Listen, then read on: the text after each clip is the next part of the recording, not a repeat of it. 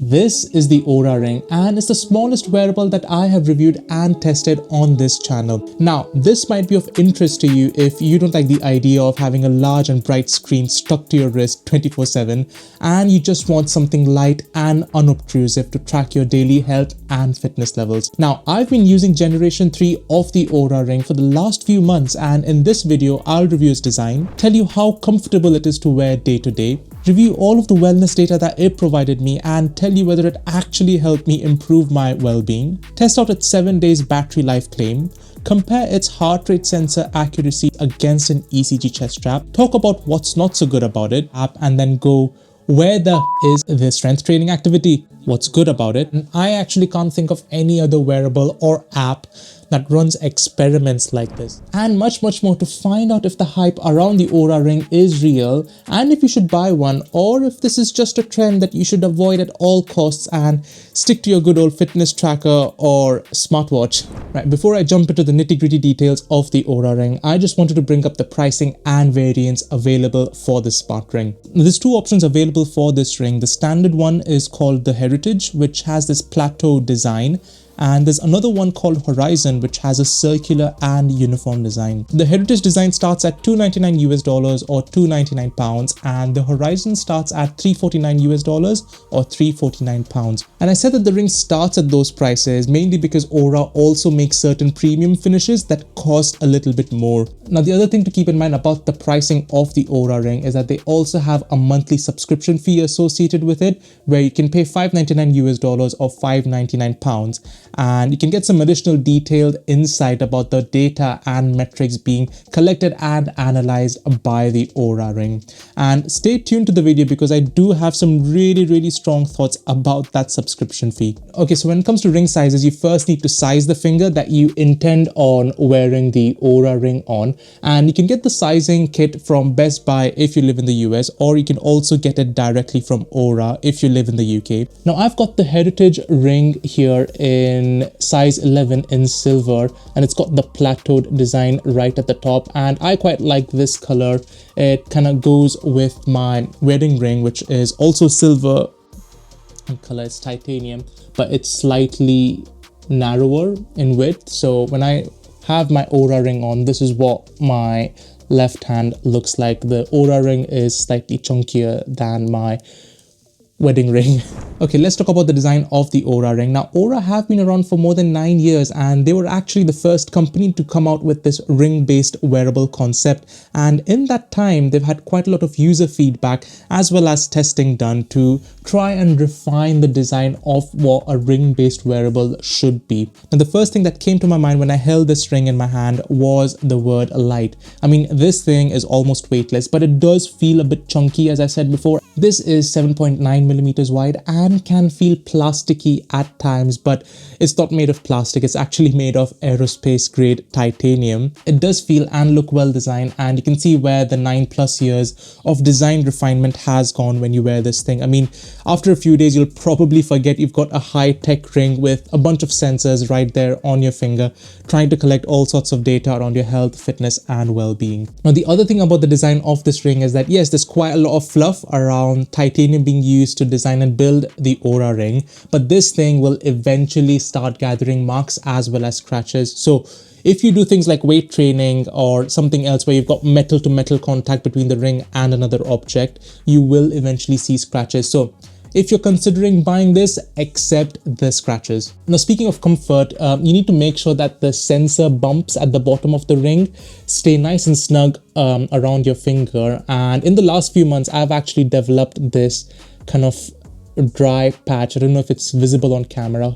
Hopefully it is. I've developed this dry patch, and I think it's because of moisture staying stuck on the inside of the ring after I've washed my hands. So that's something to keep in mind whilst you're trying to consider buying this Oura Ring. And there's no GPS antenna or anything like that built here for location tracking for outdoor activities because of the size and shape of this wearable. Okay, so let's talk about all of the things that the Oura Ring tracks from a health and fitness perspective. Now, this thing does everything that a normal fitness tracker can do. So it tracks your heart rate, your steps count, your activity burn, your calorie count, heart rate variability, sleep stages, respiration rate, and so on. But but I wanted to discuss some things in a bit more detail, and I split this up into 3 sections called activities, sleep, and readiness, just for ease of discussion. So starting off with activities, the app sets a daily goal and it expects you to burn a specific number of calories to achieve that activity goal.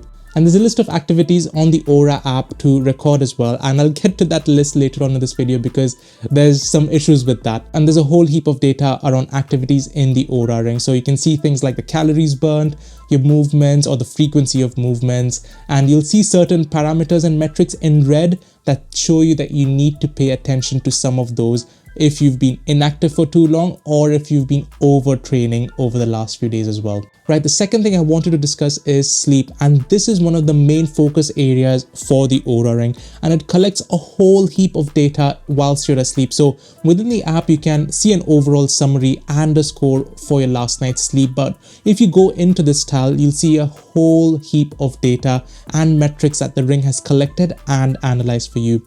So you'll see things like restfulness, sleep stages, blood oxygen levels, resting heart rate variability, and it also computes this thing called sleep efficiency, which is a percentage of the time spent asleep versus awake, and it can be a helpful indicator if you wanted to make some improvements to get some more peaceful and restful sleep. But more importantly, after 3 months of usage, the Oura Ring and the app will compute something known as your body clock, which shows your chronotype, which is just your optimal sleep schedule. And the ring will then try to track your sleeping times as well as wake up times and show you if you've aligned with your sleep schedule or if you've misaligned significantly. Now, I've seen sleep schedules as well as sleep data from many wearables on this channel, but the way Oura is presenting and packaging all of the sleep data and giving that feedback in a nice and intuitive manner is really impressive. It's probably the best packaging of sleep information I've seen till date. Lastly, I just wanted to talk about the readiness score feature here, and this is where Oura brings all of that number crunching around activities and recovery in one place. And for me personally, I've mainly been using the readiness score here as it gives me an overall picture of whether I'm balancing my activities and stressful periods with adequate recovery periods. So that's something really good to see here. Now, the other feature that I have been using quite a lot is called resilience, and the Oura Ring and the app will build this trend to show how good your body is in recovering from physiological stress, and it builds this nice map which shows whether your body is limited, adequate, solid, strong, or exceptional, and you can see whether you're heading or trending in the right direction. So that's something that's really good to see, and I actually haven't seen a resilience tile or a metric in any other wearable or app, so that is really impressive to see here. Now, for women's health, Oura actually have a special feature called Cycle Insights within the app, where you can track your cycles, receive insightful messages that interpret signs from the data the ring is collecting, and I'll post a link in the description box below which explains the Cycle Insights feature in a bit more detail. Okay, so let's talk about the Oura app, and I've shown you the app a fair few times now in this video, and when it comes to reviewing activities, the kind of data shown post-activity depends on the type of activity that you're recording. So for example, if you do an outdoor run, you'll get a map of the run which is going to be as accurate as your phone because it uses your phone's GPS antenna. And then you'll also see usual stuff like duration, calories expended, a heart rate chart, and the intensity profile. But that's about it. But there's no detailed pace chart or cadence chart at all. There's nothing else. Now, if you do other activities like strength training, for example, the data becomes even more limited. So you'll only see things like the duration of the workout, calories expended, and the intensity of the exercise, which is quite poor, to be honest. So I wouldn't recommend the Oura Ring for anyone who wants a detailed breakdown of the performance metrics being collected and analyzed, especially if you're a runner and you might want to see things like ground contact time, vertical oscillation, a detailed cadence chart, and so on. Now, I mentioned trends earlier, and the Oura app does a good job in producing trends for various important metrics to see if things are heading in the right direction. And you can also generate reports for readiness, sleep, and activities, which will show averages for every week or on a monthly basis. Now, overall, I'm quite impressed by the Oura app and the way it presents quite a lot of complex and detailed information around health and well-being in a rather nice and intuitive fashion. But I do think that the performance-related metrics and data presented within the Oura app is quite lacking and quite poor, to be honest, if you compare it with some wrist-based wearables like Garmin, Fitbit, Samsung, and other manufacturers. Okay, so let's talk about the battery life of the Oura Ring. And Oura claimed that this thing can last for up to 7 days on a single charge. Now, that's quite impressive, to be honest, considering the tiny body and frame of this wearable. Now, I never trust manufacturer claims when they come to battery lives because they're always tested around very strict conditions. And on this channel, if I'm reviewing or testing a wearable, I test it as if it were my own daily driver. And in my testing of the Oura Ring, it lost around 8% battery every night whilst I was sleeping, with the blood oxygen measurements were also switched on, and around 2% during workouts. Now overall, the Oura Ring lasted for 6.5 days on a single charge. Now that's not quite the same as the 7 days being claimed by Oura, but it's really close, and on average I've been getting somewhere between 6 and 6.5 days before it needs charging. So it's so much better than something like Samsung Galaxy Watch or an Apple Watch that dies on you midnight without recording any form of sleep data, whereas this can go on for multiple days on a single charge. So really good, and really impressed with the battery life on the Oura Ring. Okay, so let's talk about the heart rate sensor accuracy of the Oura Ring. And they say that being close and snug to your finger means that it's going to be a better point and more accurate point of measuring heart rate data than a wrist-based wearable. So I've realized quite early on when reviewing post-activity data with the Oura Ring was that it measures chunks of heart rate data every 30 minutes. So you'll see a low as well as a high heart rate for every 30 minutes. And because of that, it's been quite frustrating and really difficult to extract any form of detailed heart rate data where you can see second by second changes in the heart rate measurements. But I will still show you a comparison of these heart rate ranges as well as the calories burnt as estimated by the Oura Ring against Polar's H10 ECG chest strap, which is often considered as the gold standard for heart rate measurements. Okay, so let's look at indoor cycling, which is one of the easiest activities for any form of wearable to detect and record. And here the chest strap shows a heart rate range between 102 to 188 beats per minute with an average heart rate of 149. Now the Oura app on the other hand shows a range of around 116 to 175. So it's not quite accurate. The calorie count though is just completely off. The Oura app for this cycling session shows 206 calories burnt versus 334 on the H10 chest strap. And I know it's not the chest strap being iffy here because I was also using Samsung's Galaxy Watch 7 for the same cycling session, and that showed a heart rate range of 105 to 188 beats per minute and an average heart rate of 149, which is an exact match with the chest strap. And the calories burnt as well was 314 on the Galaxy Watch 7, which is not that far off from the chest strap. So it's not a great start for the Oura Ring for one of the simplest activities it should be able to record with reasonable accuracy. Okay, next up is running. So for running, the chest strap shows a range of 74 to 190 and an average heart rate of 165 beats per minute. Now the Oura app on the other hand shows a heart rate range of 73 to 171 beats per minute and an average heart rate of 112 beats per minute. So the average heart rate is just completely off when you compare it to the chest strap, and it's quite evident from the heart rate chart shown on the Oura app as well. It also shows 410 calories burnt versus 529 for the chest strap. And again, to compare it with a wrist-based wearable, I was using the Galaxy Watch Ultra this time for this running session, and it shows an average heart rate of 168 BPM, which is just 3 beats per minute more than the chest strap. So for running, I am a bit disappointed with what the Oura Ring is detecting and recording compared to some of the wrist-based wearables that I have been using. So looking at strength training activities, which is one of the more difficult activities for a wearable to detect and record. Now, the chest strap recorded in this session a heart rate range of 78 to 167 with an average heart rate of 134 beats per minute. The Oura Ring on the other hand shows a range of 76 to 146 beats per minute. Now the calories count is again completely off on the Oura Ring. It estimates 275 calories versus 446 on the H10 chest strap. And again, to compare it with the wrist-based wearable, I was using the Garmin Forerunner 165 for the strength training session, and that showed an average heart rate of 134 beats per minute, which is an exact match with the chest strap. And total calories burnt on the Forerunner was 444 calories, which is just 2 calories less than what the chest strap detected.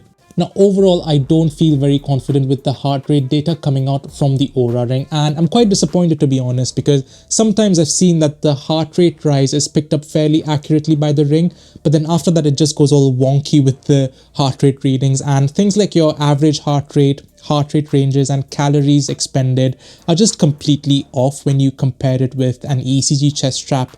Now, I think that might have something to do with the movement of the ring and therefore the sensors around your finger, especially if you're running in a hot environment, for example, where your hands and fingers might start sweating. And if you're strength training and you're wearing gloves and the ring kind of moves about your finger. So that's actually quite a frustrating feature of having this ring-based wearable, because on a wrist-based watch, you can tighten your watch as much as you want to make it nice and snug so it doesn't move around. But for a ring-based wearable like this, you're kind of at the mercy of the size you've picked when you bought the ring. And if it does move around, if you're exercising, you're just stuck with it. And that actually brings me to some of the annoying features of the Oura Ring. If you wanted to do any activity other than running, cycling, or walking, say for example, you wanted to do strength training, you might look for that in the app and then go, where the is the strength training activity? And Oura have this weird system where you can only add other activities other than walking, cycling, and running after you've actually performed them. And I don't understand why that's the case, because for something like a Samsung Galaxy Ring, for example, there's a much longer list of activities to pick from within the Samsung Health app. So I don't know why in the Oura app you have to faff around adding an activity after you've performed it. It's just bizarre. So in addition to the heart rate readings and the calories burned, the steps count on the Oura Ring are just completely off. Now, I've been using many other wearables whilst I was wearing the Oura Ring, and I'll show you some examples here. So on the 2nd of August on the Galaxy Watch 7, the watch showed 5207 steps, whereas on the Oura Ring it's only 3844. And on 18th of August, I went on a hike where the Galaxy Watch Ultra showed 12,905 steps, but the Oura showed 12,188. Lastly, with a Garmin Forerunner, I got 9,705 steps here on the 3rd of September.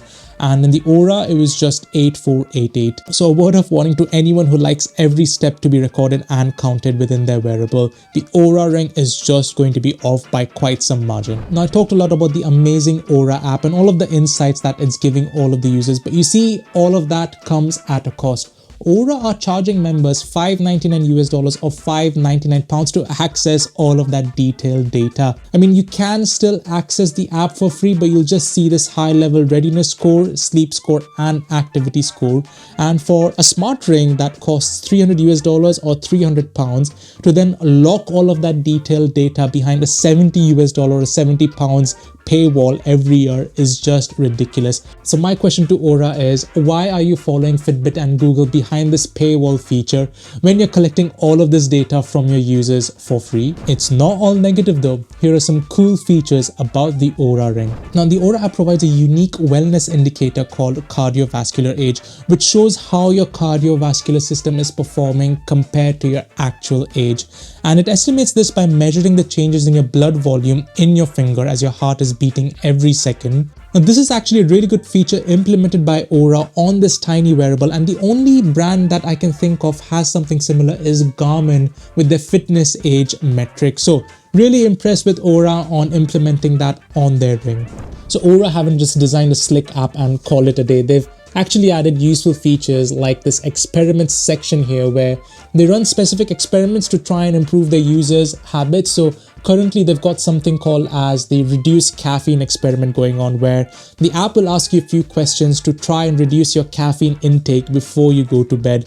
And it's really interesting to see features like this within the Oura app. And I actually can't think of any other wearable or app that runs experiments like this. Can you? Now, Oura really stuck with the Finnish theme of calmness and optimism, and I think they want everyone to have a nice and balanced life. Now, with that in mind, the Oura app recommends meditation as well as breathing exercises if it detects that you've had a long and stressful day.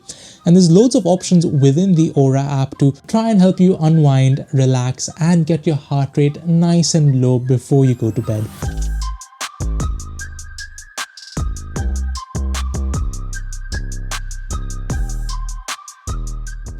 So then, is the Oura Ring worth purchasing at all, or is this just a trend that you should maybe avoid at all costs and stick to your good old fitness tracker or smartwatch? Now, I think that the Oura Ring serves a specific purpose. You see, it does the wellness and recovery side of things really well. But if you are someone who's after detailed performance metrics and breakdown of activity levels, this thing isn't going to cut it. So if you're after an extremely light wearable and not a fan of big screens stuck to your wrist, and mainly looking to improve your wellness and recovery like sleeping habits and restful periods, then the Oura Ring is definitely worth considering. And I use the word consider because you've also got the new Samsung Galaxy Ring, which is the new kid on the block when it comes to smart ring wearables. And this thing doesn't have any form of paywalls, whereas I'm not a big fan of the paywalls you get on the Oura Ring, which is $599 US or £599. And both of these wearables are tracking roughly the same metrics, collecting almost the same data from your finger as well. So consider the Oura Ring, but I will definitely point you to my full in-depth review of the Samsung Galaxy Ring, which I will post in the pop-out banner and the link in the description below. And if you are someone who's still stuck on the question whether to go for a ring-based wearable or a smartwatch or a sports watch, me personally, I'd say go for a smartwatch or sports watch because this thing will track your heart rate sensor accuracy much better than what the Oura Ring will do. And I will be posting a detailed comparison of ring-based wearables as well as wrist-based wearables later on this channel. Alright, so I just wanted to say thanks to all of the subscribers to this channel, and to new viewers, don't be shy from smashing that subscribe button for more helpful wearable tech reviews, videos and experiments just like this. See you in the next one.